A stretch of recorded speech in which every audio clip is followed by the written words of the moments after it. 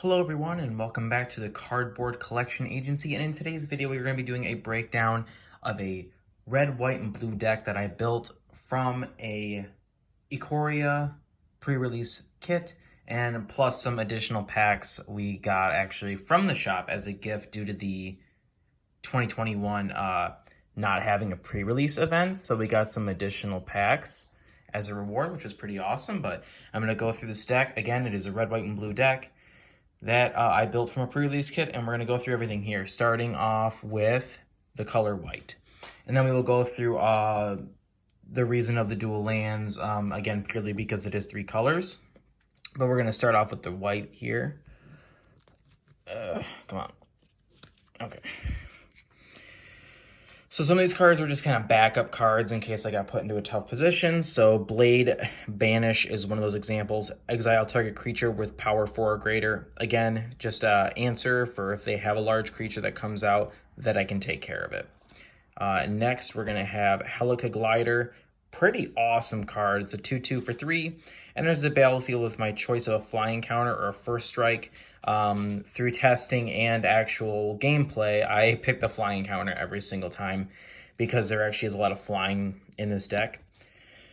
Garrison Cat, just an awesome 1/1 for 1, and when it dies, you can create a 1/1 white human soldier creature token. I always have a hard time saying that, white human soldier creature.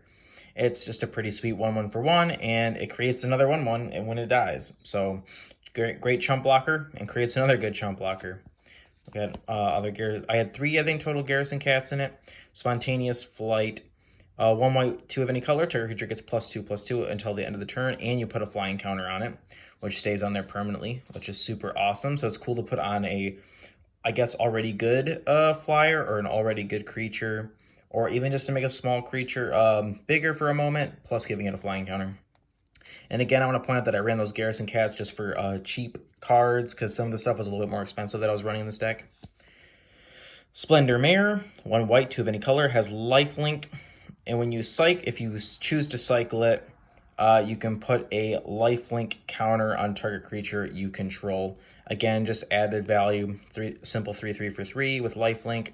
And again, being able to put that lifelink on something else, just added value. Another Garrison Cat, that was the 3rd one there. And that is what I was running for my white cards. On to red. One of these cards is kind of just a pure, just spontaneous thought, because the fact that I had flying abilities in this deck, and we'll get to that here in just a moment. So we have, starting off, we have Fire Prophecy. It is 1 red, 1 of any color. Fire Prophecy deals 3 damage to target creature. Just a little bit of burn there. And you may put a card from your hand on the bottom of your library, and if you do that, you can draw a card, which is awesome. So it has a burn ability and a potential draw ability. In case you have a useless card in your hand that you don't really need, or you don't need it at the moment, you can discard it and be able to draw, potentially get a different answer.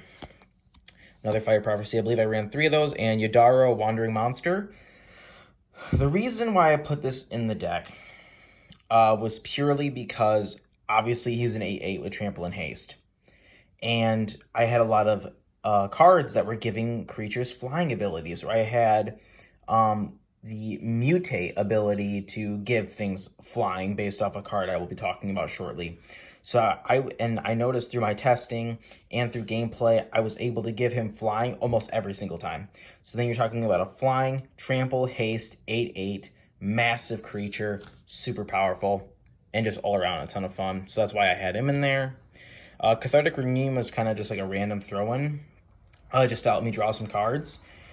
Discard 2 cards, draw 3 cards for 1 red, 1 of any color. Again, if I'm just looking at a bunch of land, and maybe I already have a good amount of land in play, I can discard that land, draw 3 cards, maybe give myself an answer or something to work with. That's just why I threw that in there. Another Fire Prophecy, that's a foil Yodaro there. And the last one here is the Spell Eater Wolverine. 3/2 for 3.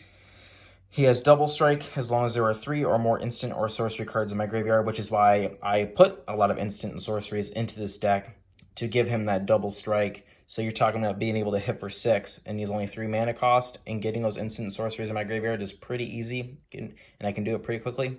Pretty awesome ability right there. And that's what we had for red. and Anticipate is going to be our first blue card. One blue, one of any color. Look at the top 3 cards of your library. Put one of them into your hand and the rest on the bottom of your library in any order. Just a way to search for some options, get rid of some stuff you don't need. Very helpful. We had either 2 or 3 Anticipates. I think it was just 2. Now, Dreamtail Heron, pretty awesome. 1 blue, 4 of any color. He's a 3/4 flyer. If you choose to mutate, you can end up giving a creature flying. And this is where, again, I'm going to bring out that Yidaro in here. Because, again, I would use him to mutate with Yidaro to where he's an 8/8 flyer, trample, haste. And added bonus to this is that when it mutates, you get to draw a card. Pretty awesome. Okay, that was Dreamtail Heron. And then we have Keep Safe, just a simple counter. You get to counter a spell that targets a permanent you control. So if somebody's using like just a destroy creature card, typically in black, then you get to counter it and you get to draw a card in the process. This is kind of a fun card that I was just waiting to use. Another Dreamtail Heron I got in foil there. Neutralize, counter target spell. Very simple. You can cycle it to draw a card. And that's back to that. So basically, blue was just kind of splashed in for some counter spell. Very helpful. And then I had a few multicolor cards. I did end up pulling a Narset of the Ancient Way. She gives me mana, gives me life. And then I can choose to -2 to draw a card, then discard a card. And when I discard a non-land card this way, Narset of the Ancient Way deals damage equal to that card's converted mana cost. And this was something that kind of ended up bumming me because I was like, oh, if I can't play Yidaro, then I can just discard him with that ability, and that deals 7 damage. But sadly, it's equal to the card's converted mana cost, but it says to target creature or planeswalker. Again, it is very helpful, but my big thing was I was hoping I could deal direct damage, because dealing 7 direct when you only have 20 life is pretty amazing, and that's where it kind of threw me off. But again, it would be useful in the fact of if I'm trying to blow up a large creature or a very dangerous planeswalker. So either way, it still has a ton of value. And then the -6, you get an emblem with whenever you cast a non-creature spell, this emblem deals 2 damage to any target. Which again, I'm running quite a few spells in this deck, so very helpful. Skycat Sovereign, 1 white, 1 blue, flying 1/1. He gets a +1/+1 for each other creature I control with flying, and I can pay a blue-white and 2 of any color and create a 1/1 white cat bird creature token with flying. Super awesome for 2 mana. And then Sprite Dragon, 1 blue, 1 red, a 1/1 flying with haste. Whenever I cast a non-creature spell, put a +1/+1 counter on Sprite Dragon. Again, super awesome in this deck because I'm running a ton of spells, so I can boost him pretty darn quickly. I have such a hard time saying this one. Ryugren Crystal. You get to play it out for 3, and I get to add one blue, 1 red, or 1 white to my mana pool. Again, this was kind of just a backup for in case I wasn't able to get the mana I needed, or if I was needing 2 of a specific color and I just didn't have the 2 available, that card would come in to help me out. Now, the last thing I just kind of wanted to throw out real quick was just the dual lands that I just threw in. Basically, just to make sure that, again, if I needed one of a certain color that I didn't have available, these would be able to help me out if I'm able to draw them in. And then, of course, I have, my plains, my mountains, my islands. Overall, this was a ton of fun to play. Lots of flying, being able to boost my flying creatures. So I'm hitting in the air over and over again. So my main problem that I run into is basically just maybe a little bit of black if I'm not holding counter spells, which I found myself finding at least holding one of them at any moment. So black wouldn't be too terrifying. Blue would be a big deal. And green, like reach, would be a big deal. I would say more blue or green would be my biggest problem. Or even red for potentially burn could be my problem. But hopefully the point would be to have my creatures get big enough to where a lot of burn cards that do 2, 3, 4 damage wouldn't be a problem.